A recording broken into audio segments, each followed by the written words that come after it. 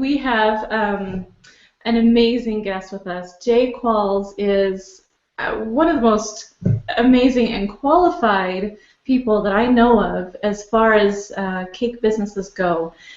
He is a master in this arena, and definitely someone worth talking to.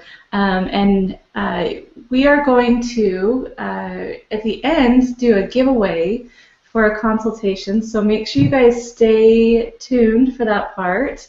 And so we're talking about a consultation from Jay Qualls. Major good information. And I mean, this is a huge giveaway. This is priced at $150. Yeah, because I don't do this for free, as you know. No, well, nothing should be, right? We shouldn't work for free. I feel like this is a really good opportunity to be able to help somebody, you know, recognize some key points and establish a point of view for their own company. So I'm excited to do it. I think it's perfect. Well, and I was so excited. I mean, I wanted to have you on, Jay, and I wanted to be able to talk about business stuff because I know that you know so much. And when we got talking, I thought, well, we need to have something that we can, you know, offer to these people, something, because I know that we all love the giveaways and all that kind of stuff, and just something more, because once we're done here, people are going to want more. I know they are. I hope so. It would be awesome, honestly, if I could just stand on a gigantic stage somewhere with a microphone or a megaphone and just preach for 2 or 3 hours just for free. Just if I really could pull that off, just to educate this industry and bring it back to where it really needs to be, I swear I would. I really would. I mean that. Well, it's worth it. We're in trouble here. Mm-hmm. Yeah. Well, maybe we can make that happen one day. Who knows? We'll put that up to the cake gods. That's right. Yep. Maybe we'll do a CakeFu event someday. That would be fun. We'll talk. All right. Sounds good. We'll talk. I love that. Okay, so we are going to first do an introduction of you, Jay. Tell us, you know, where you came from, how you got started. I mean, you have huge credentials, so we want to know all about where you've come from, and then we'll get into, you know, the real meat of things and the message that you have to share today, because it's amazing and everybody needs to hear it. So let's start with how you got started into cake decorating. So way back in 1995, it was coming up on my daughter's first birthday. April the 26th, 1995 was her first birthday, and we were extremely poor. I was still in college. We had just bought a house. We have a new baby. You know, it's been a rough year, and everybody that, especially in this industry, I know people can relate to that totally.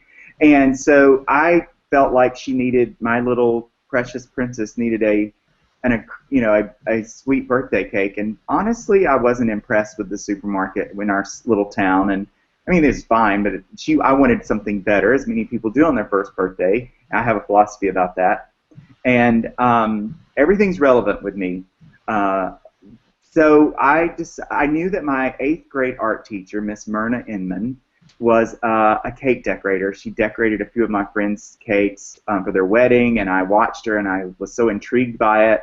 So I called her up and asked her, I said, I can bake a cake, but I don't know how to make that frosting, and I don't know how to make that cake get really smooth without getting crumbs all in it and all this stuff. So she said, well, I'll be glad to help you. And so she taught me how to make the buttercream, American buttercream, and she gave me a pastry bag and a shell border tip, and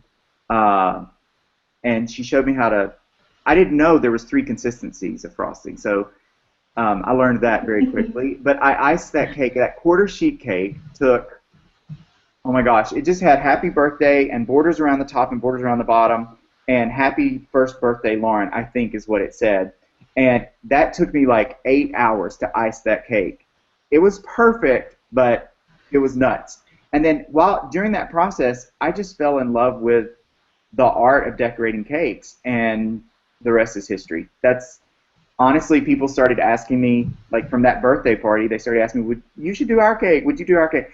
So I started doing cakes from home back in 1995. I did my first, that was in April. In July of that year, I decided to do my first my first wedding cake just for fun, just for fun. So I made this tiered wedding cake buttercream monstrosity, and it had columns. Like I knew nothing. Okay, so when I hear you guys talking, I promise I understand, but I knew nothing. Guess what? My parents have passed, but we were going through things in their house like probably a year ago. My mother videotaped me and that wedding cake, and I found the videotape of that wedding cake. Oh my gosh, I'd be mortified to show it to anyone, but of its time, that's what I'm going to say. But from that point, it stood, it was stable, and then I took on the biggest cake I'd ever done that September. My best friend's sister got married, and I took on this gigantic wedding cake, and I was like, I'm going to do it. I'm going to do it. And I did that, and then honestly, I fell in love with doing wedding cakes and decorating from that point. I had pushed myself to do some things that I had never done before. And honestly, that's the quote I put on most of my things is Robert Browning says, your grasp should always be higher than your reach. And I live by philosophy, and I live by J-isms is what we call it. I live by that, and I try to really walk what I say. And I'm brutally honest about my experience and where I came from, and I'm going to be brutally honest with you. Somebody needs to tell you the truth. Yeah, very true. Okay, and you've also had some experiences with Martha Stewart, television, magazines, all that kind of stuff. You know, looking back, it's really strange, guys. I mean, I'm this guy from Middle Tennessee, self-taught. I had 2 classes in my whole life. Nick Lodge, I had a class with Nick Lodge on my birthday 5 or 6 years ago that I did some flowers with. And then Kathleen Lang, I sat in her class. I tried her Lambeth class, and it was a wreck. For people who are pipists, you already have bad habits. So those were my 2 experiences. So just so you know, in 2008, I had no clue what royal icing was. And when Martha Stewart called me, I was like, oh, well, I mean, you don't say no to Martha. I mean, and I got chosen to do a cake for her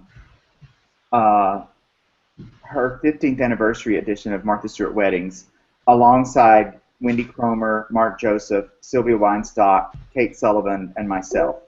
And they assigned me the royal icing calligraphy cake. And so that was a huge, huge, huge opportunity for me. And then I went on to do Cake Boss, season 1 of Cake Boss, Next Great Baker. I went on and did very well on that, and that was an experience. I recently did The Taste on ABC, season 2 of that. That was really an experience. I might have thrown a hissy fit and got kicked off, but that's all right. The other thing, let's see, what else have I done? Oh, I got chosen by Martha as one of the top 63 pastry pros in America. Brides Magazine named me one of the top 100 wedding cake designers in America. I've been on the cover of Southern Living Weddings, featured in Southern Living Weddings in Style. Martha Stewart Weddings recently, I was featured there with a make-your-own mold transfer that I used, the bird motif. I love, love, love that cake. I look at that cake, it makes me so happy. What else? Southern weddings. I've done lots of magazines, lots of celebrities. You know, living here in Nashville, I've been afforded the opportunity. My goal was to do 1 female vocalist in my career, and I've done 5 female vocalists in the country music world, weddings, and I am beyond over the moon about that. That is so awesome. It's so awesome. I want to do Loretta Lynn's birthday cake. That's the only one left that I really want to do, or Dolly's, but Loretta's is coming up in April. Dolly's would be awesome with that. Listen, y'all, so I did Miranda Lambert's birthday cake 2 years ago, and I got to take. Blake wanted me to take it to. This was before I did their wedding cake, actually. So I think it was before. But anyway, I was going to surprise her at the CMAs backstage. So I was backstage with all these country artists that because nobody knows this, but I love karaoke, and my dream was to be a country music artist one time. Oh, So yeah. I wanted to be a country music artist, but living here in Nashville, everybody can sing and everybody can play. So I was like, I might still do it. You never know. But I was standing back there, and Loretta Lynn was singing with Sheryl Crow and Miranda on stage, and this was before I presented the cake. And I was back there with all these famous people that I had admired and my whole life, and Loretta comes walking through in her ridiculous dress, and that is just her, and ridiculous in a good way. If you know me, you know I mean that with all sincerity. But she walked by, and Amelia, I swear I have never gotten starstruck before, really. Even with Martha sitting like Right there, yeah. Starstruck, I literally started weeping, like oh my God.